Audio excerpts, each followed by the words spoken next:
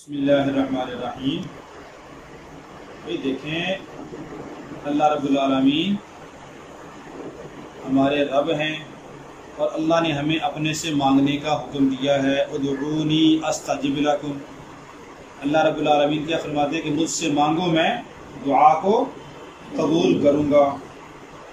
تو اللہ سے مانگنا چاہیے یا نہیں؟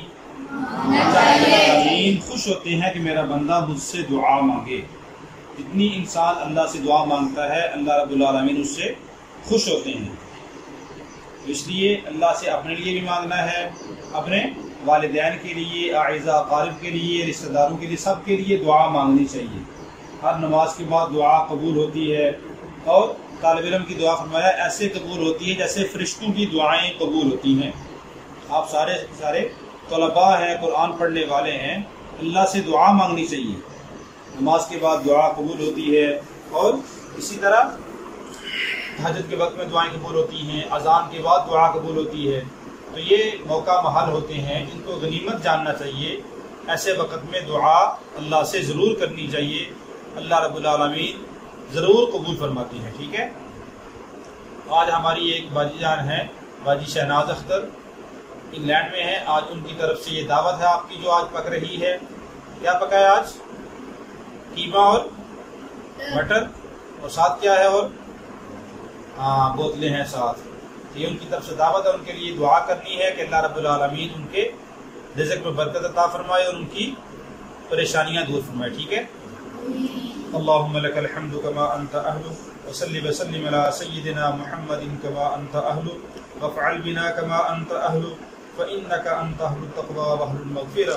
اللهم صل على محمد وعلى آل محمد وأنزله المقعد المقرب عندك يوم القيامة يا ربي صل وسلم دائما أبدا على حبيبك خير الخلق كلهم ربي اغفر وارحم وأنت خير الراحمين ربنا آتنا في الدنيا حسنة وفي الآخرة حسنة وقنا عذاب النار وقنا عذاب القبر وقنا عذاب الحشر وقنا عذاب الميزان اللهم إنا نسألك العفو والعافية في الدنيا والآخرة اللهم إنا نسألك الهدى والتقى والعفاف والغنى اللهم إنا نسألك الجنة والمغفرة اللهم إنا نعوذ بك من عذاب جهنم ونعوذ بك من عذاب القبر ونعوذ بك من فتنة المسيح الدجال ونعوذ بك من فتنة المحيا والممات اللهم إنا نعوذ بك من المأثم والمغرم رب ارحمهما كما ربياني صغيرا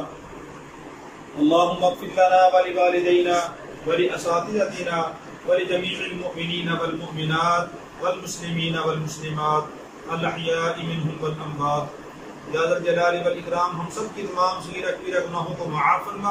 آمین۔ گناہوں کو معاف کرنے والا ہے، معاف کرنے کو پسند کرتا ہے، معاف کرنا تیرا شیوا ہے۔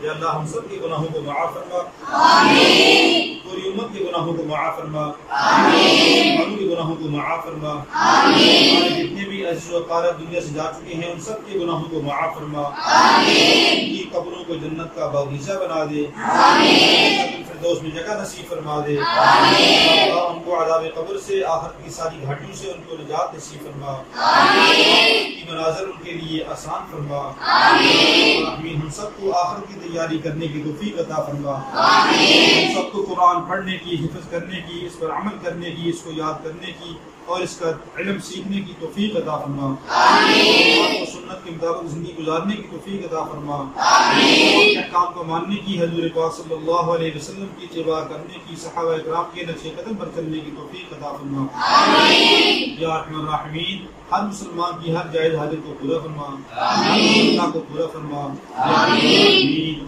جتنے بھائیوں بہنوں نے دعاؤں کے لیے کہا ہوا ہے، سب کی تمام جائز حاجات کو پورا فرما۔ آمین۔ خصوصاً باجی شہناز اختر جو انگلینڈ والی ہیں، انہوں نے آج بچوں کے لیے دعوت کی ہے کہ اللہ ان کے والدین اولاد میں برکت نصیب فرما، پریشانیاں دور فرما، ان کی جتنی پریشانیاں ہیں دور فرما۔ آمین۔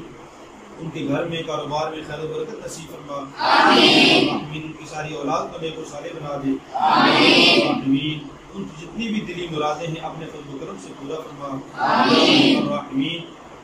ان کے لیے دنیا اور آخرت کے در ان کو خیر نصیب فرما. آمین. جو رسول پاک صلی اللہ علیہ وسلم نے مانگی ہے ہم سب کو بھی نصیب فرما. آمین. شرور جن سے رسول پاک صلی اللہ علیہ وسلم نے پناہ مانگی ہے ہم سب کو ان سے پناہ نصیب فرما. آمین. دعاؤں کو اپنے فضل و کرم سے قبول فرما. آمین. اللہم تعالی علی رسولک بفضلہ محمد وعلی آلہ وصحبہ.